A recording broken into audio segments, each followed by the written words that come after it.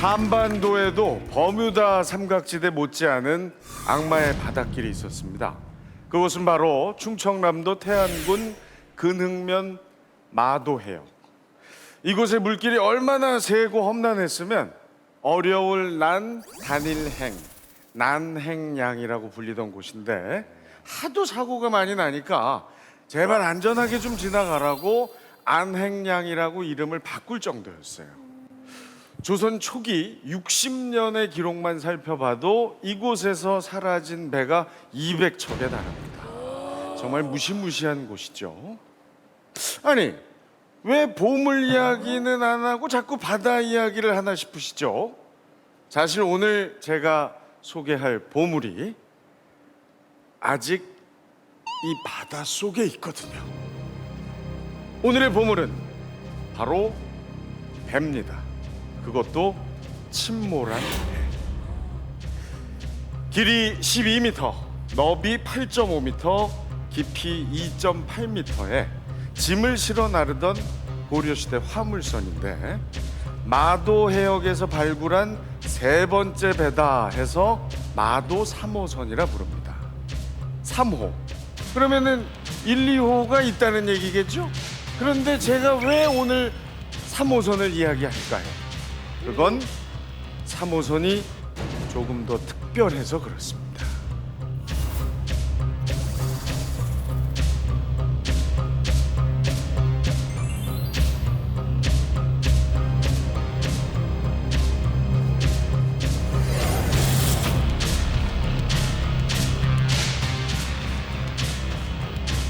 사실 마도 1, 2호선은 일찌감치 건져냈어요. 지금 박물관에 가시면 흔적들을 볼 수가 있습니다. 그런데 이 3호선은 2011년에 발굴되었는데 지금까지 6년 넘게 바다에 잠겨 있습니다. 아까 그 임은경 씨도 그 창덕궁에 다녀왔더군요. 선상의 컬렉션은 이렇게 발표 전에 가끔 그 보물이 있는 곳을 다녀오기도 하는데 전 못 다녀왔어요. 왠지 아시죠? 다녀왔어야죠. 다녀왔어야죠. 이 사람이 저 같은 다녀왔어요 밑에까지. 그럴 수는 없지 않습니까? 네. 아무튼 왜 아직까지 바다에 잠겨 있느냐 그 이유는 차차 말씀드리겠습니다. 자, 마도 3호선의 선체 대부분은 아직 바닷속에 있습니다만 선체 일부하고 유물들은 발굴 당시 인양을 했어요. 화물선이었으니까 이것저것 많이 실려 있었겠죠. 자, 마도 3호선에 어떤 것들이 있었는지 한번 살펴보겠습니다. 자, 먼저 이게 뭡니까? 뼈 조각만 한가득이네요. 자세히 보니까 밴댕이 아래 턱뼈입니다. 이게 왜 이렇게 많이 나왔을까요?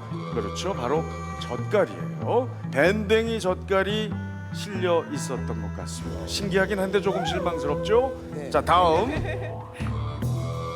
사슴뿔입니다.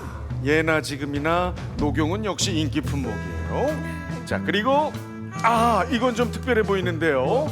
대나무 바구니로 고급스럽게 포장한 여기서 상어 뼈가 나왔습니다. 상어 고기를 공들여서 포장을 했는데 살점은 다 물고기 몫이 돼버렸네요. 자, 그리고 또 이거 벽시입니다. 고려 사람들도 밥은 먹었겠죠. 자, 그런데 이게 뭡니까? 이건 바로 쥐의 유골입니다. 쌀을 이렇게 좀 배불리 먹어볼까 하고 들어왔다가 배와 함께 수장된 비극적 운명의 주인공이죠.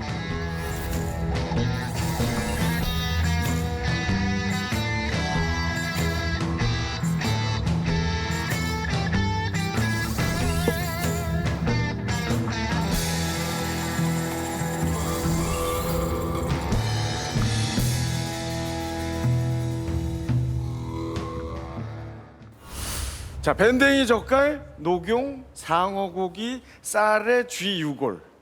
요즘 시시한가요? 네. 사실 마도 3호선이 특별한 이유는 따로 있습니다. 바로 이건데요. 뭐야? 목간이라는 겁니다. 지금으로 치면 택배를 받을 사람과 그 택배 물품을 적어놓은 나무 막대기에 기록한 운송장 같은 거예요. 자, 누구한테 가던 택배였는지 보겠습니다. 사심 김영공 주택상 김영공이라는 사람한테 보낸 겁니다. 그런데 이 김영공이라는 사람은 노비 출신이었어요. 자, 그렇다면 이런 추측이 가능하죠. 노비들이 쌀밥에 상어고기를 밴댕이 젓갈에 찍어 먹고 후식으로 녹용을 다려 먹어서 힘내서 열심히 일해라 고 보냈다. 아닙니다. 여기서 이 영공은 이름이 아니고 고려시대 왕의 아들 정도 돼야 붙여주던 아주 높은 존칭이었어요. 자, 그렇다면 어떻게 노비 출신에게 영공이라는 존칭이 붙게 되었을까요?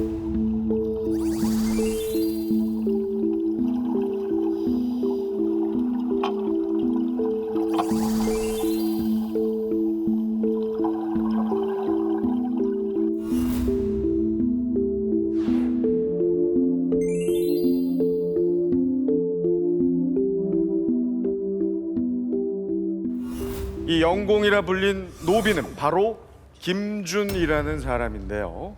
김준은 고려의 무신정권 확립기를 이끈 최씨 집안의 노비였어요.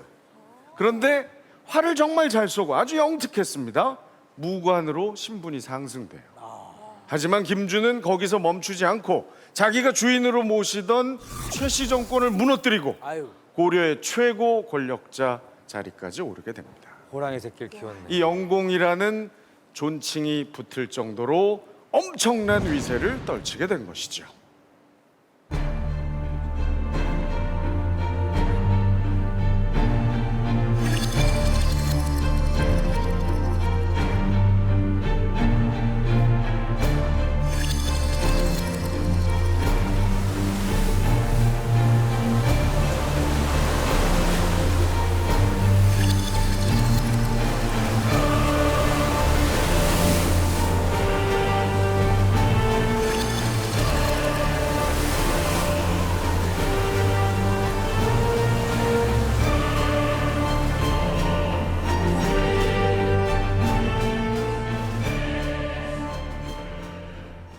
자, 이제 더욱 의문이 생깁니다.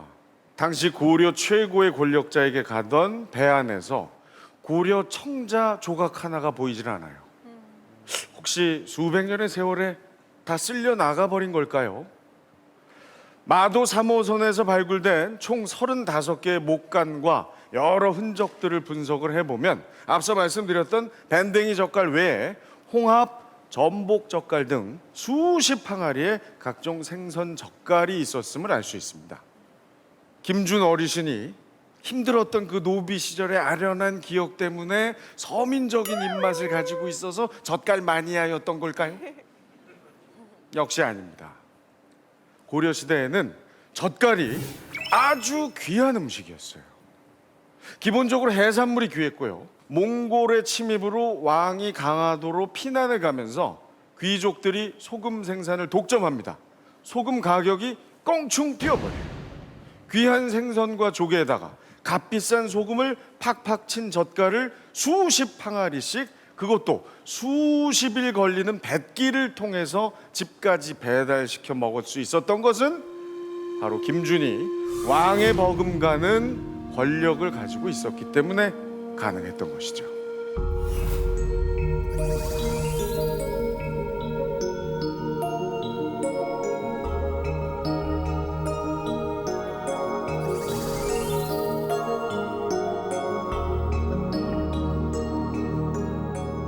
그런데 이상한 게 또 하나 있습니다. 이렇게 생생한 고려 이야기를 우리에게 들려준 이 목간, 이 목간 글씨 보세요. 대나무에 붓으로 쓴 겁니다.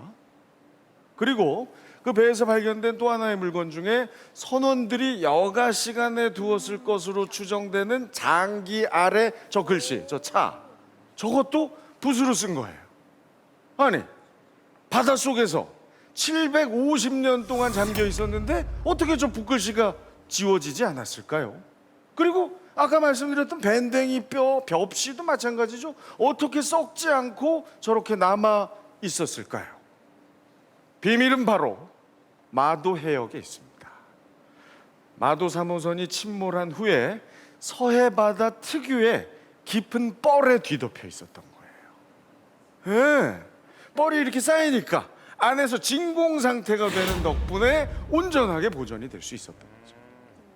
그 처음 발굴했을 때 너무나 상태가 좋으니까 이걸 분해하지 않습니다. 이대로 통째로 인양을 하기 위해서 일단 몇 물건만 건져내고 다시 배를 뻘로 덮어둔 상태예요.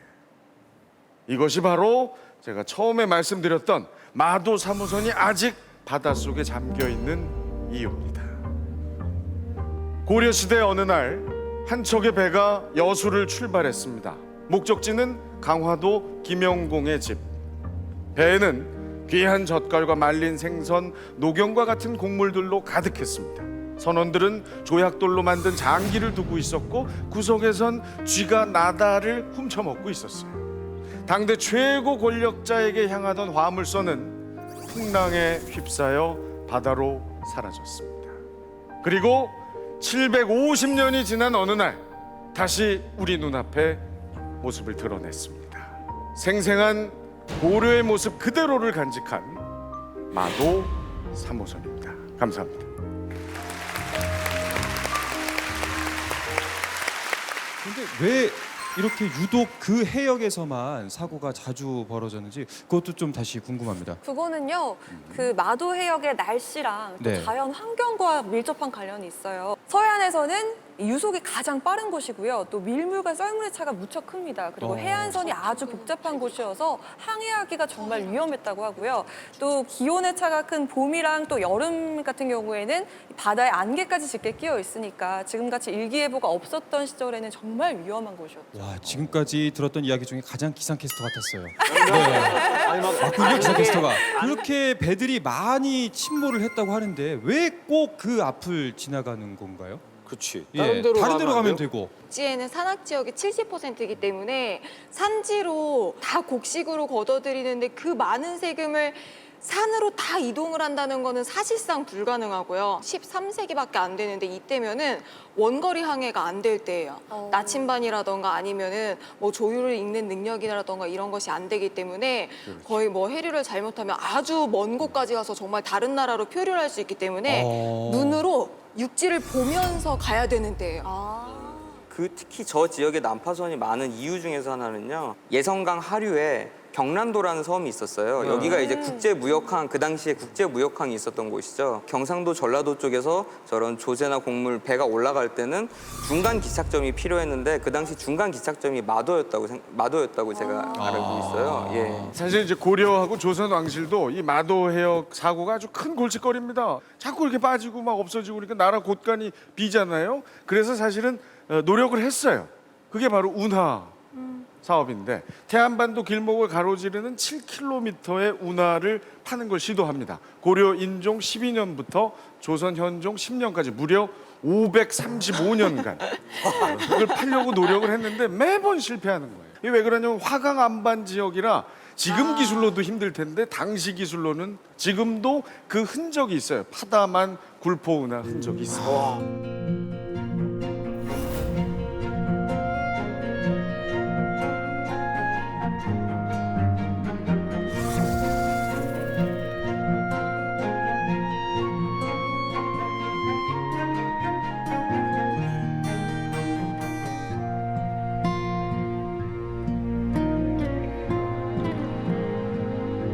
서양에도 이런 비슷한 경우가 있었나요?